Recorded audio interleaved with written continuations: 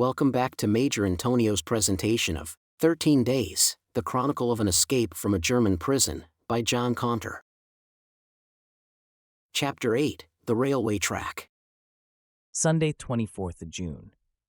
Leaving the Weser and traveling westwards for a mile or so, we were exceedingly surprised to find that we had come close to the river again.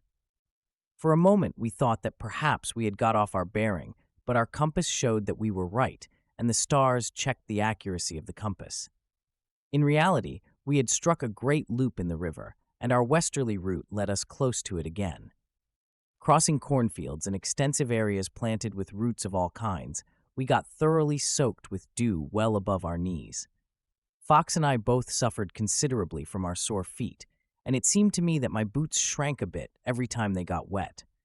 It had now begun to get fairly light, and the coming day promised well to be fine. Being a Sunday, we had naturally to think of what difference to our plans this might make. Germans, we knew, often go out into the wilder parts of the country when they have a day off, and in addition to scattering abroad the usual litter, which always marks the presence of holiday-makers in all countries, they wander into all sorts of out-of-the-way places, and by so doing constitute a definite danger to be guarded against by the fugitive. Realizing this, we were desirous of finding a particularly safe retreat for the hours of daylight. Leaving the flat country immediately west of the river, we began crossing an undulating stretch of heathland, which gave place after 2 or 3 miles to pasture land and corn. Here it was that Blank, who had been in a prison camp situated in this district, declared that he knew of a railway running from somewhere close to our position at that moment. We decided to try to find it before we hid for the day, in order to know its exact whereabouts when we moved off that night. Sure enough, we came to a large cutting, and were able to get on to the convenient road we found waiting for us at the bottom of it without any great difficulty. It was high time now to think seriously of a hiding place. This was not forthcoming. Instead, we seemed to have entered a district packed with farms. This railway track had evidently been made with the express object of tapping this rich farming district. At about 4:45, we suddenly became aware of a man behind us, following along the railway track some 400 yards off. This drove us up the southern side of the cutting we were traversing at the moment, and away across country in a rapid search for good cover. Nothing turned up to suit us for some time, and we were beginning to feel fairly desperate, as the Germans usually begin to milk their cows somewhere about 5 o'clock. At last, after traveling at top speed for nearly half an hour, we found a thick plantation situated between 2 farms. Into this we crawled, not feeling at all satisfied with the cover. It proved to be really dense, which was a blessing, and despite the cold, 2 out of the 3 of us were very soon asleep after a hot drink. We took it in turns to watch here, each doing a 2-hour stretch of sentry go, and then 4 hours off. These hours of waiting were fearfully long and tedious. One could not sleep for very many hours, and then it was a case of sitting still till darkness fell, when further desire to rest had been killed.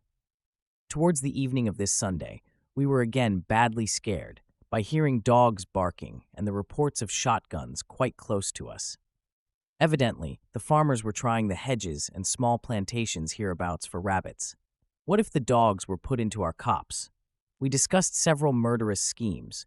Eventually, we thought that the remaining half of the tinned beef, which was to serve as our evening meal, might be used with good effect as a means by which any inquisitive dog's attention might be held while a dastardly attack could be made on it from behind. Our lethal weapons consisted of a pocket knife of Fox's and a table knife of mine. Fortunately, the dogs never came into our copse, so murder was not necessary. Intending to begin our night's march at 10:30 p.m., we cautiously worked our way to the edge of our cover, and Fox went on to scout. He came back shortly afterwards to say that we must wait as several Germans were still strolling about the fields. It was not till 11 p.m. that the last of them went into a cottage some 400 yards away, leaving the ground clear to us. We soon got back to our railway cutting and continued to walk rapidly in a westerly direction. We were now very much in need of water, and were fortunate in hearing the trickle of a small stream which ran at the bottom of the embankment.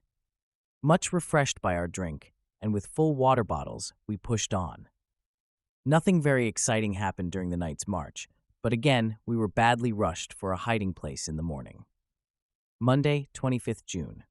Not a sign of anything at all suitable presented itself. We looked at a new station building and wondered whether, could we but get into it, it would prove a safe place for our 19 hours of waiting. However, it did not stand the test of our discussion, so we moved on. It was now a case of going at top speed and leaving the railway. We tried copse after copse, only to find them all too open. At last, after considerably exceeding our time limit, we found an excellent place in which to hide. A small, densely planted copse of trees of the Christmas tree variety, situated in lonely fields, seemed to offer as good a place as we could wish, but had the disadvantage of being near no water.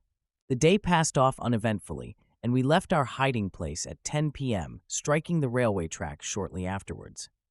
After a couple of hours' hard walking, we rested for a few minutes and lit cigarettes from the few precious ones that remained to us. It certainly was rather a risky thing to do, but as we carefully shaded the match and this part of the track was very enclosed, we did not fear very much on that score. On proceeding a mile or so, Fox suddenly discovered that he had left the box of cigarettes, with a dozen or so still in it, on the stone on which he had sat. He decided to go back, so we remained where we were and rested. Both box and cigarettes had English words on them, which was the chief reason of his return to search. Cigarettes with English names, etc., would mean Englishmen to the meanest Boer intelligence, which would not take long to develop into escaped prisoners, and might in turn spell search and pursuit. He returned after being away nearly an hour, without the cigarettes. They were nowhere to be found. Tuesday, 26th June. Dawn. We left the railway line at about 2:30 a.m., as it had turned towards the southwest and joined another line. Striking across country, we made good progress until we approached a road. Here, we had suddenly to dive into the nearest cover, as a trap containing 2 men drove past. The spot into which I dived was a patch of stinging nettles with a hidden strand of barbed wire running through the middle of it. Blank dived in the open, but fortunately was not seen, although conspicuous enough in all conscience. The trap gone, we crossed the road and began to think of a hiding place. This we did not find easily.